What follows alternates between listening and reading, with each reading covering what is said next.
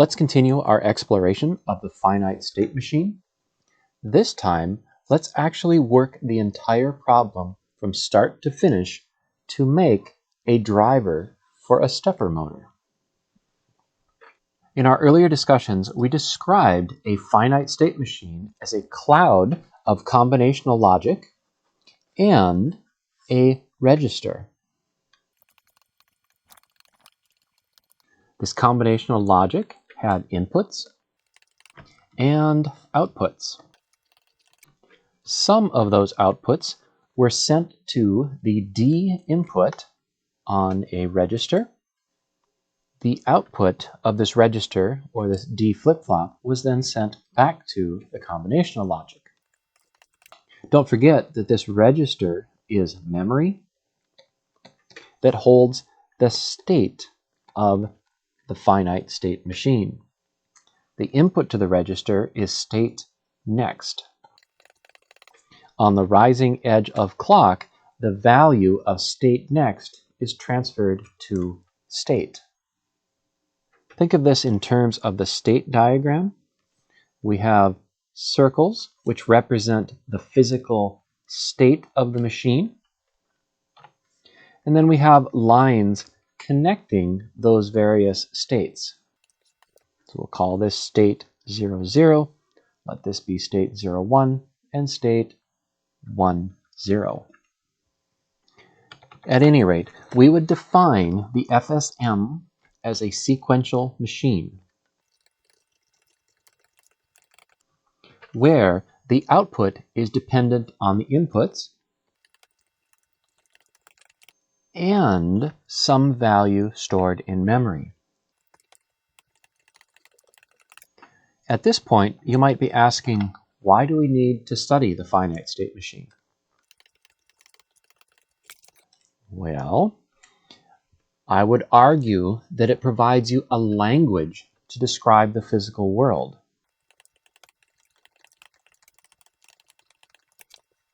For example, the skill boss featured at the beginning of this video is easier to understand when you can use the language of the finite state machine. Every position of the machine can be described, as can every branch that occurs.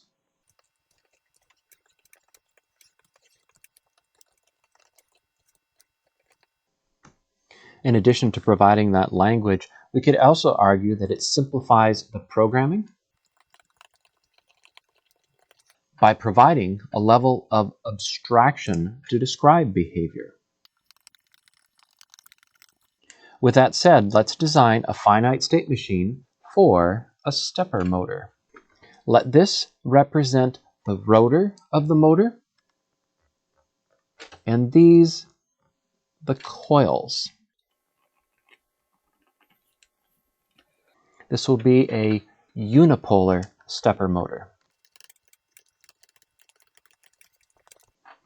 For our purposes, let's put 5 volts DC on the center of each coil, and then we'll label the coils A, C, B, and D.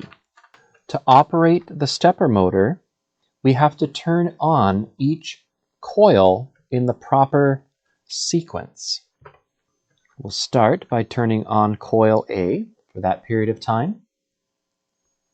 Later, coil B, coil C, and then coil D, only to repeat A again. Let's call this the drive waveform. And you'll notice that at any given time, only one coil is active, and they always occur one after the other. In so doing, the stepper motor will rotate.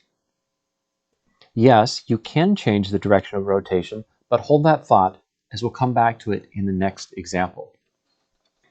As far as the finite state machine is concerned, let's assume that A on is described as state 0. B by itself is state 1, C state 2, and D is state 3, only to return to state 0. then state 1, and so on forever. The state diagram looks like this. Let this be state 0, state 1, state 2, and finally state 3. To make the motor operate, we need to transition between the states.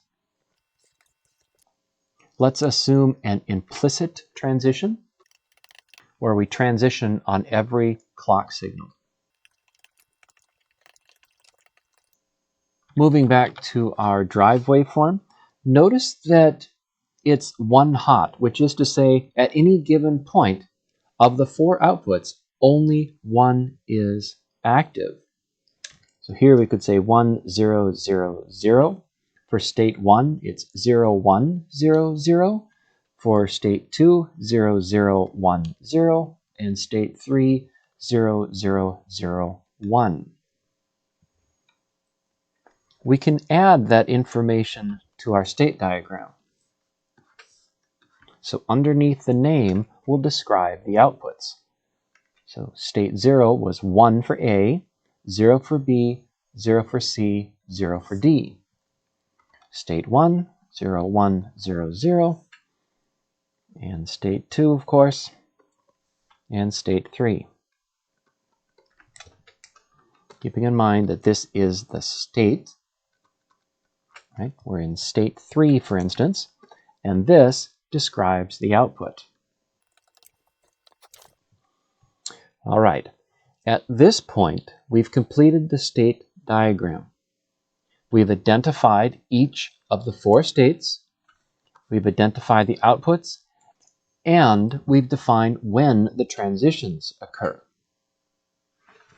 What we need to do now is something called encode the states. Actually, coding is something I've been getting after you for quite some time. The question is always asked in this form. If you have X number of unique things, how many bits do you need?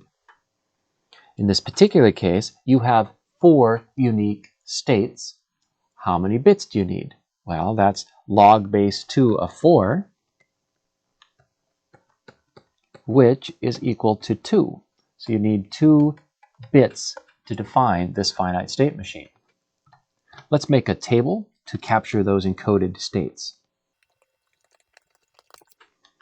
State 0, we may as well let that be 0, 0. State 1, state 2, and state 3 would be encoded as 1, 1. To make sense of that, we go all the way back to our original picture of the finite state machine, where we defined memory. And we said that the memory, that D flip-flop, held the state of the machine. When we did our state table, we said that we need 2 bits to encode the state. So that means this register will have 2 output lines and 2 input lines, where there are 2 bits to hold the state of the machine. Now, pay attention. Up until this point, everything was relatively straightforward. We could see the waveform diagrams that the stepper motor required, and coding the state diagram wasn't too terribly difficult. But now we need to describe the state next logic. And that goes something like this. We have inputs and we have states.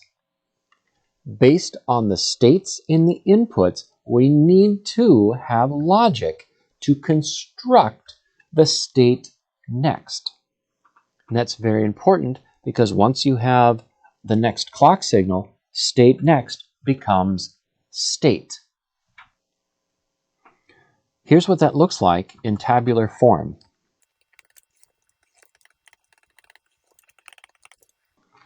Starting with state 0, 0, we know the next state will be 1, because we're just going round that circle for the stepper motor. If we're in state 1, the next state is state 2. If we're in state 2, the next state is state 3. And finally, if we're in state 3, the next state is state 0. And of course, our one-hot outputs look something like this. There's nothing magical about this state table.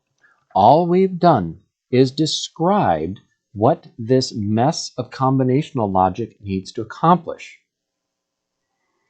Our next step is to actually write out the Boolean or gate level representations for the combinational logic. It's something you've done many times before. It's just a question of organization.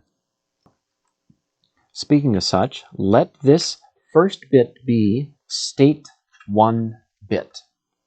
Let this be the state 0 bit. This will be the N1 bit, the N0 bit. With that little bit of organization, we can move to the K-maps. The K-map answers the question, given a particular state, what is the state next bit? Let this be the K-map for the N1 bit with inputs state 1 and state 0. If state 0, 0, the N1 will be 0. If state 0, 1, the N1 will be 1. If state 1, 0, it will be 1. And finally, if state 3, this will be a 0. Next is the K-map for the N0 bit with input S1 and S0. Same thing as before. If state 0, 0, the N0 bit will be 1. If state 1, the N0 bit will be 0. If state 2, the N0 bit will be 1. And finally, 0. The Boolean expression N1 is defined as S1, S0 naught, or S1 naught, S0. You'll recognize that as an exclusive OR. And N0 is very easy because N0 is simply equal to S0 naught. To show the operation of the circuit, I'm going to shift to an online tool known as CircuitVerse. We'll get started with two D flip-flops. Call this one state 1 and this one state 0. Let's run some wires similar to the array structure we've used in the past. This first wire would be state 1. This would be state 1 naught, state 0, state 0 naught. Remember, our objective is to wire in the state next logic. From our K-maps, the N0 bit, which is this one right here, is going to be S0 naught. We can just wrap a wire from here to S0 naught, which is right there. The N1 bit is a little more complicated. Recall that was S1, S0 naught, S1 naught, S0. So we'll put in two AND gates with an OR gate, combining them together.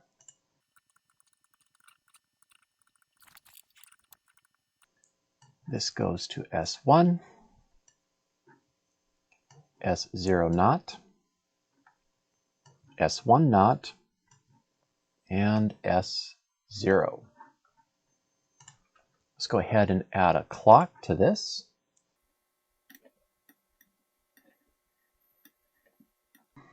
And if all goes well, it should count. Although it doesn't, so somewhere I've made a mistake.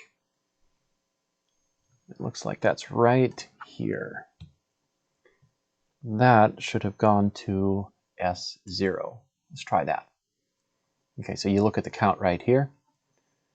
So 1, 2, 3, 0, 1, 2, 3, 0, 1, 2, 3. With the logic we just saw in CircuitVerse, we have just implemented these two K-maps. At this point, we need to go back to the state table and construct the outputs. I would argue that's relatively easy to do because all we need to do for output A is look for state 0, 0. So S1 naught, S0 naught would take care of that. Here, we're looking for S1 naught, S0. Let's go ahead and extend these a little bit. From our gates, select the AND gate. Let this be A, so that's looking for S1 naught, S0 naught. Output B is looking for S1 naught, S0. This is C. And finally, D. Let's go ahead and add an LED so we can see how this machine operates. And there we go. That's exactly what we wanted. We have a finite state machine that transitions across 4 unique states, starting at state 0, 0, 0, 1, 1, 0, 1, 1. And the outputs are 1 hot, which would allow us to activate only one of the motor coils at a time, causing it to rotate in a clockwise direction. But what if you wanted it to transition in a counterclockwise direction?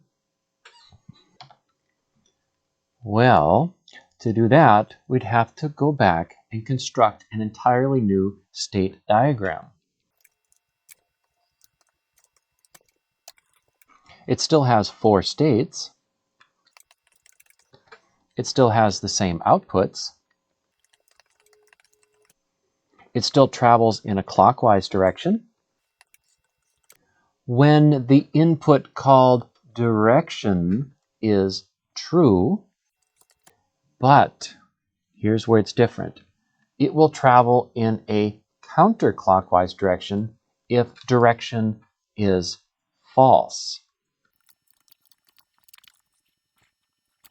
Conceptually, there is a mechanism called control that has a clock input and a switch called direction. It has 4 wires where the wires are going to the stepper motor. In this application, the speed at which the clock ticks will determine how fast the stepper motor rotates. And of course, the direction switch will determine which direction the motor rotates. Knowing that, let's go ahead and make our state table. This time we include the direction switch. And of course, we have state next. For the first entry, assume state 0, 0 with the D input as 0, which means we're here and D is 0, so our state next is here in 1, 1. For our next entry, we'll assume state 0, 0, but this time with D equal to 1, which means we're going to be in state 0, 1. If state 0, 1 and switch is 0, so that's here in 0, 1, switch 0, we go to state 0. On the other hand, if we're in state 1 and the switch is equal to 1, we go to state 2. There's 2 entries for state 2 and 2 entries for state 3. So from state 2, if 0, go to state 1, or if it's this path, go to state 3. And of course, this if you're in state 3. As far as organization is concerned, this here is still the state 1 bit. This is the state 0. This is the direction bit.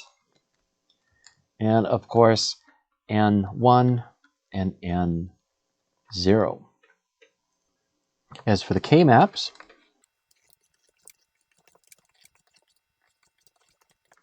let this be for the N1 bit, the N0 bit,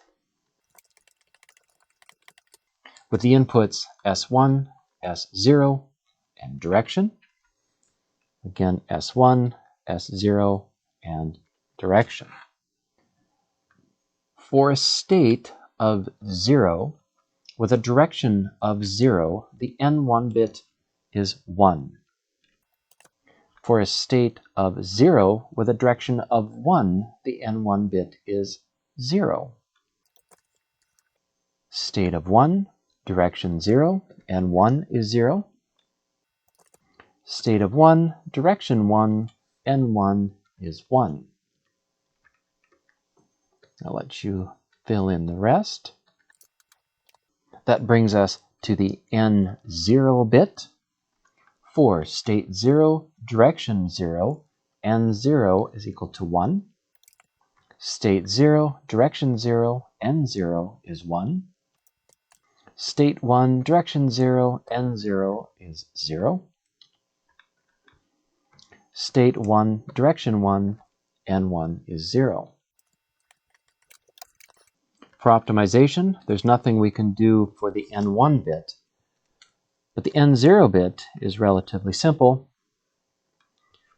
because that works out to be N0 is equal to S0 naught. One way of interpreting this is to say if you're in an even state, go to an odd state, or if you're in an odd state, go to an even state. So that one's pretty simple, although N1 takes a little more work. So it looks like S1 naught, S0 naught, D naught, that takes care of this term here, or S1 naught, S0 D, or, now we're on this one here, so S1, S0 D naught, or S1, S0 naught D. That doesn't seem too bad. Let's go to CircuitVerse and see if we can make this circuit operate.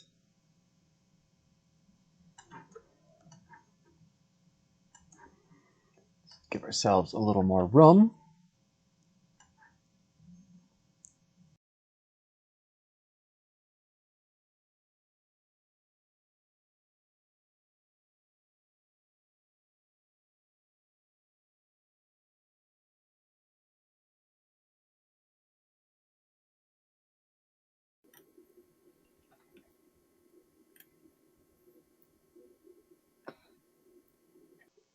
Let's disconnect to these AND gates and add a few more.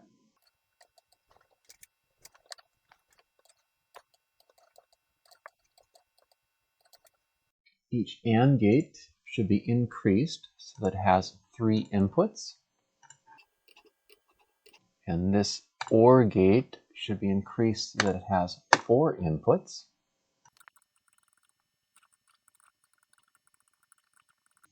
Remember that we're using an array style where this line right here is S1, this is S1 naught, S0, S0 naught.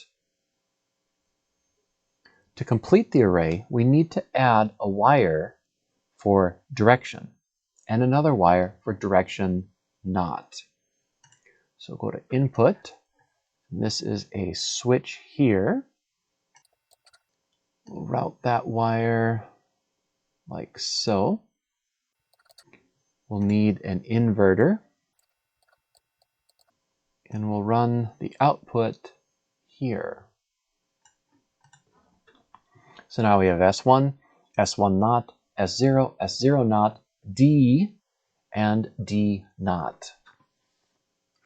For this first AND gate, it's S1 naught, S0 naught, and D naught. The next AND gate is S1 naught, S0, S0, and D. Moving on, it's S1, S0, D naught, and finally S1, S0 naught, and D.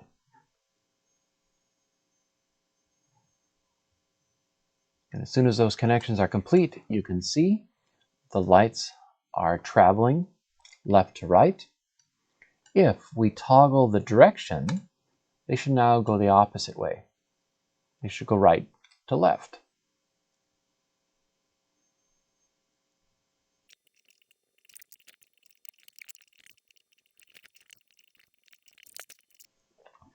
To make things a little more interesting, I've turned on the timing diagram. That's done by adding these flags. So here we have flag 1, 2, 3, and 4, which, as far as our stepper motor is concerned, are drive elements A, B, C, and D. You'll notice the pattern here where we're walking up each waveform.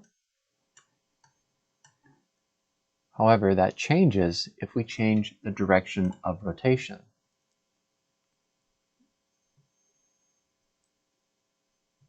Now we're stepping down as a function of time. As we close, I would encourage you to review these lecture notes. See if you can construct that finite state machine from concept all the way through working circuit. Pay particular attention to the state tables and make absolutely certain that you can construct the K-maps from the state tables.